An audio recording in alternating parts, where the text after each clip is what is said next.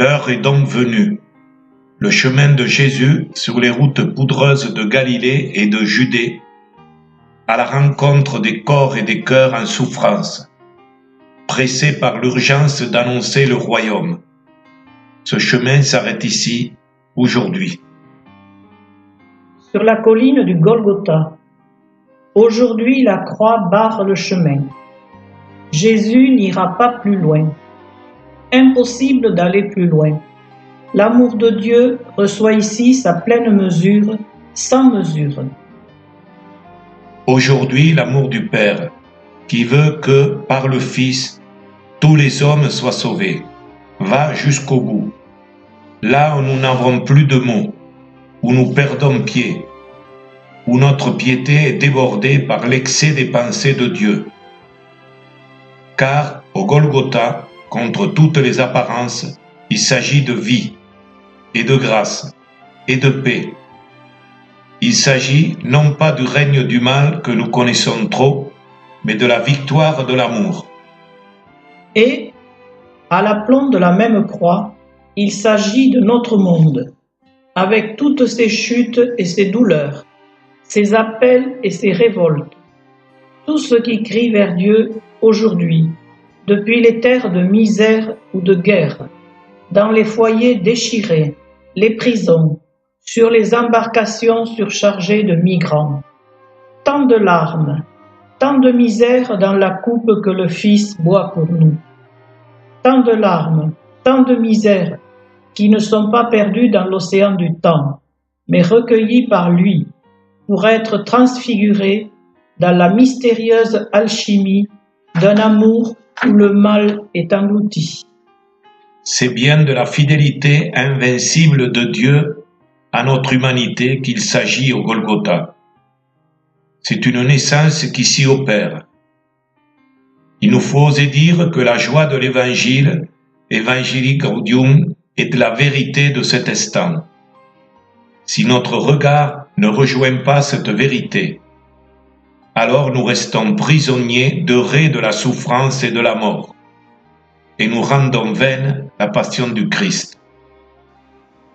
Seigneur, nos yeux sont obscurs, et comment t'accompagner si loin? Miséricorde est ton nom, mais ce nom est une folie. Qu'éclatent les vieilles outres de nos cœurs. Guéris notre regard pour qu'il s'illumine de la bonne nouvelle de l'Évangile, à l'heure où nous nous tenons au pied de la croix de ton Fils. Et nous pourrons célébrer la longueur, la largeur, la hauteur, le cœur consolé et ébloui. Première station. Jésus est condamné à mort. Nous t'adorons, ô Christ, et nous te bénissons. Parce que tu as racheté le monde par ta sainte croix. Pilate, voulant contenter la foule, livra Jésus pour qu'il soit crucifié. Avec de faux témoignages, les accusateurs ont réussi à condamner Jésus. Et pourtant, dans la foule, nombreux sont ceux qui savent qu'il est innocent. Jésus s'est senti seul et abandonné de tous. Aujourd'hui aussi, nous sommes venus en foule, que ce soit dans la prairie du sanctuaire ou dans la montagne. En commençant ce chemin de croix, nous te demandons pardon, Seigneur.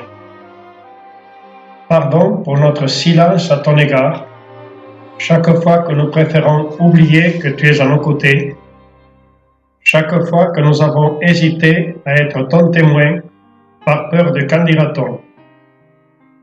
Réconforte aussi ceux qui, en ce moment même, se sentent seuls et incompris. Jésus, doux et humble de cœur, Jésus ligoté, roi des cœurs, donne-nous ton cœur abandonné entre les mains du Père. Aide-nous à ne jamais condamner l'autre, le différent, l'étranger.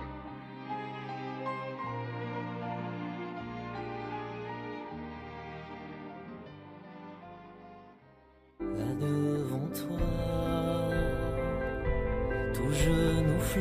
chantira, toute langue dira, tu es Seigneur, tu monteras, tu seras élevé, tu seras exalté, mon serviteur. Je te loue, mon Dieu, pour ta majesté. À la croix, tu me rends la liberté. Jamais je ne pourrais imaginer tout l'amour dont tu m'as comblé.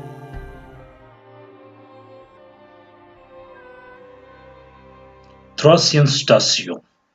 Jésus tombe sur le bois de la croix.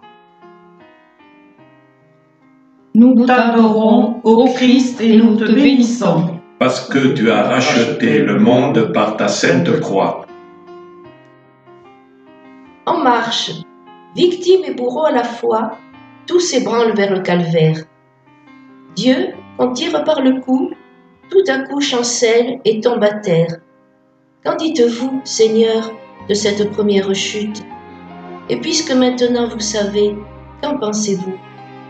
Cette minute où l'on tombe et où le fait mal chargé vous précipite, comment la trouvez-vous, cette terre que vous fîtes? Ah, ce n'est pas la route du bien seulement qui est raboteuse. Celle du mal, elle aussi, est perfide et vertigineuse. Il n'est pas que d'y aller tout droit, il faut s'instruire pierre à pierre. Et le pied y manque souvent, alors que le cœur persévère. Ah, Seigneur, par ces genoux sacrés, ces deux genoux qui vous ont fait faute à la fois, par le haut le cœur soudain et la chute à l'entrée de l'horrible voie, par l'embûche qui a réussi, par la terre que vous avez apprise, sauvez-nous du premier péché que l'on commet par surprise. Quatrième station. Jésus rencontre sa mère. Notre Père, qui es aux cieux, que ton nom soit sanctifié, que ton règne vienne, que ta volonté soit faite sur la terre comme au ciel. Donne-nous aujourd'hui notre pain de ce jour. Pardonne-nous nos offenses, comme nous pardonnons aussi à ceux qui nous offensent, et ne nous laissez pas entrer en tentation, mais délivre-nous du mal. Amen.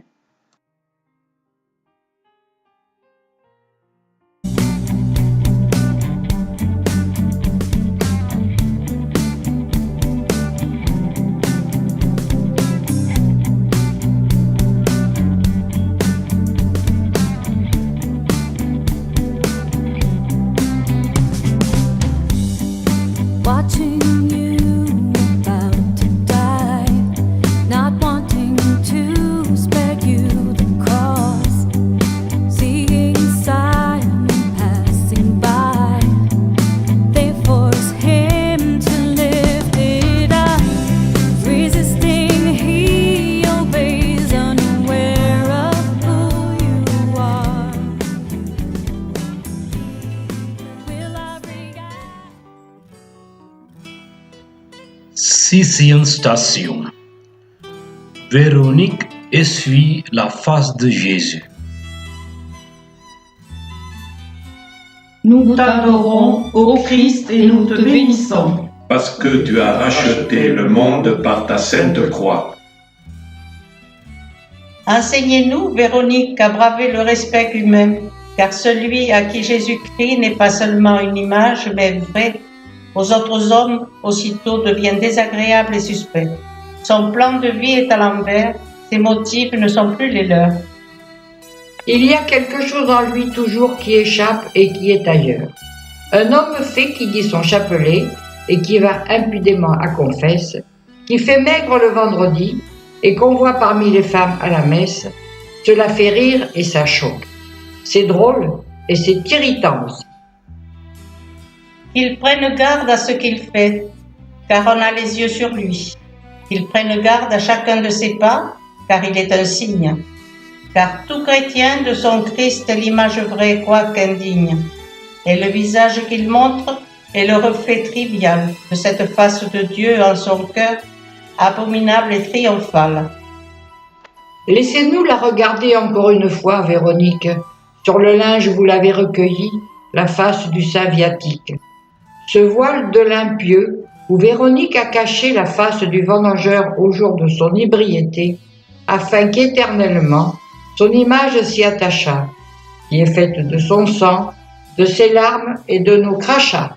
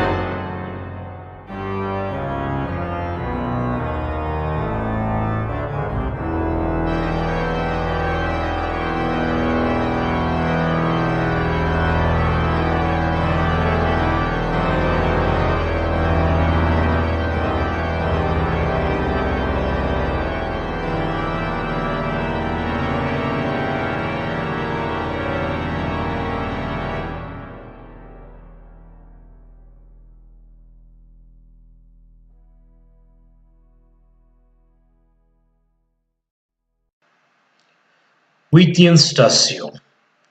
Jésus console les filles de Jérusalem. Nous t'adorons, ô Christ, et nous te bénissons. Parce que tu as racheté le monde par ta sainte croix. Dans cette rencontre, la dernière avant la croix, une fois encore ton amour apparaît sans mesure envers les derniers et les exclus. En effet, les femmes à cette époque n'étaient pas considérées comme dignes d'être sollicitées, alors que toi, dans ta gentillesse, tu es vraiment révolutionnaire. Je te prie, Seigneur, fais que moi, avec les femmes et les hommes de ce monde, nous puissions devenir toujours plus charitables vis-à-vis de ceux qui sont dans le besoin, comme toi tu as fait.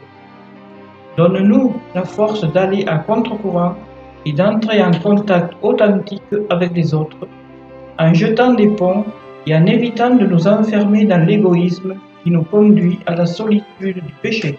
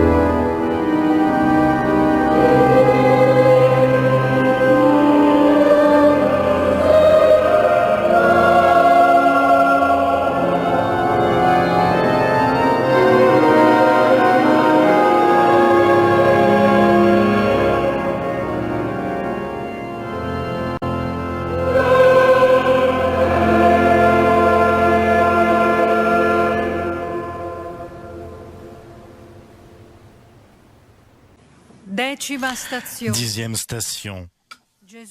Jésus est dépouillé de ses vêtements. L'unité et la dignité.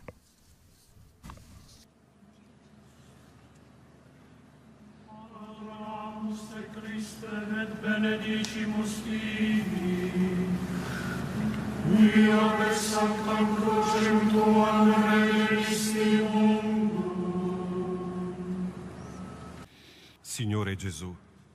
Seigneur Jésus, nous voulons redevenir innocents comme des enfants pour pouvoir entrer dans le royaume des cieux, purifiés de nos souillures et de nos idoles. Enlève de notre poitrine le cœur de pierre des divisions qui rendent peu crédible ton Église. Donne-nous un cœur nouveau et un esprit nouveau, pour vivre selon tes préceptes, observer et mettre en pratique tes lois.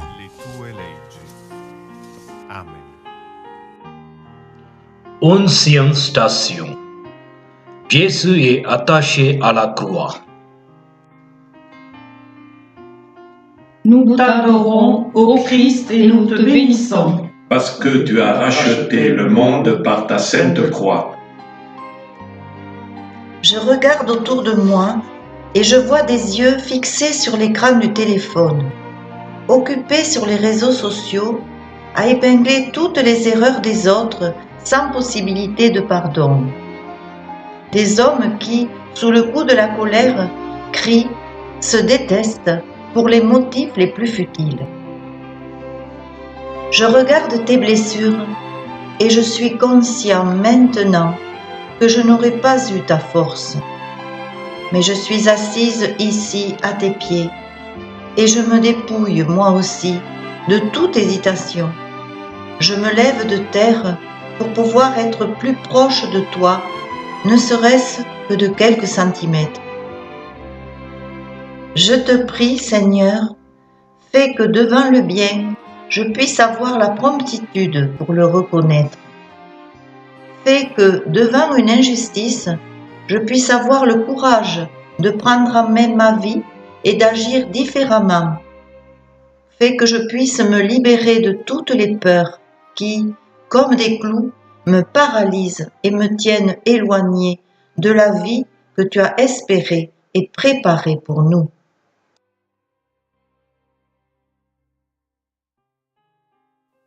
Douzième station. Jésus meurt sur la croix. Le silence seul convient. S'il faut dire quelques mots, que ce soit seulement ceux du Christ, le cri de sa mystérieuse inquiétude, « Mon Dieu, pourquoi m'as-tu abandonné ?» et l'affirmation de la confiance qui se ressaisit contre le doute. « Père, je remets mon âme entre tes mains. » Mon Père, je m'abandonne à toi. Fais de moi ce qu'il te plaira. Quoi que tu fasses, je te remercie. Je suis prêt à tout. J'accepte tout, car tu es mon Père. Je m'abandonne à toi, car tu es mon Père.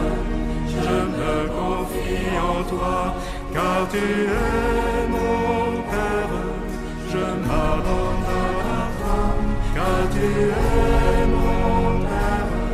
Je me confie en toi.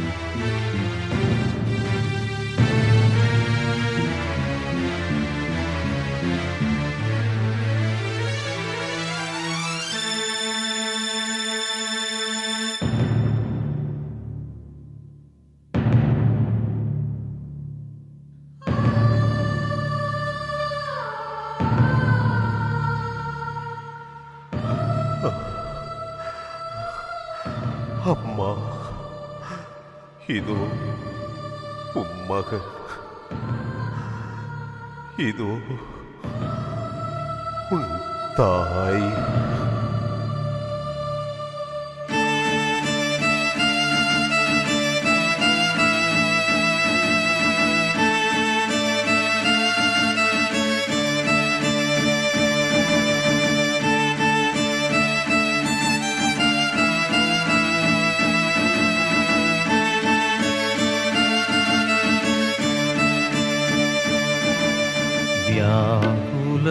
வியாகுலமாமரியே, தியாகத்தின் மாதாவே, சிலுவை அடியினிலே சிந்தை நொந்தழுதாயோ. வியாகுலமாமரியே,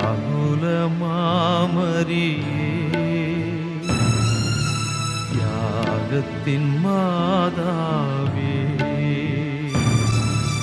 சிலுவை அடியினிலே சிந்தை நொந்தழுதாயோ.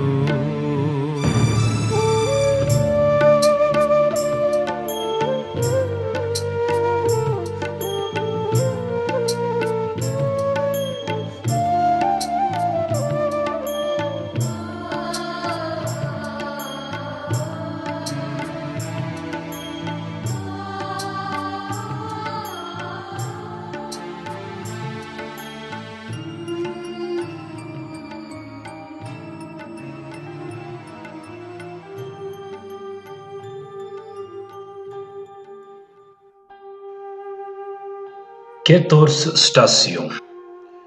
Jésus est mis au tombeau. Nous t'adorons, ô Christ, et nous te bénissons. Parce que tu as racheté le monde par ta sainte croix. Joseph d'Arimathie prit le corps de Jésus, l'enveloppa dans un linceul neuf et le déposa dans le tombeau qu'il venait de se faire tailler dans le roc. Puis il roula une grande pierre à l'entrée du tombeau et s'en alla. On met Jésus en terre, on ne peut plus le toucher, on ne peut plus lui parler, on ne peut plus l'entendre, on ne peut plus le voir. C'est la tristesse.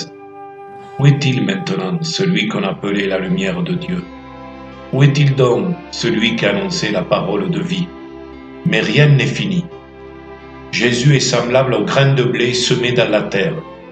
Patience, encore un peu de temps, et nous verrons la moisson. Dieu de sainteté, par les souffrances de ton propre Fils, livré à ses bourreaux et pendu sur une croix, tu as fait mourir la mort et naître la vie. Donne-nous de reconnaître dans sa passion et sa résurrection le salut des pauvres et la délivrance des nations, pour qu'à l'action de grâce du Christ vivant parmi les siens, nous répondions dans l'Église par une vie de plus en plus fidèle. Amen.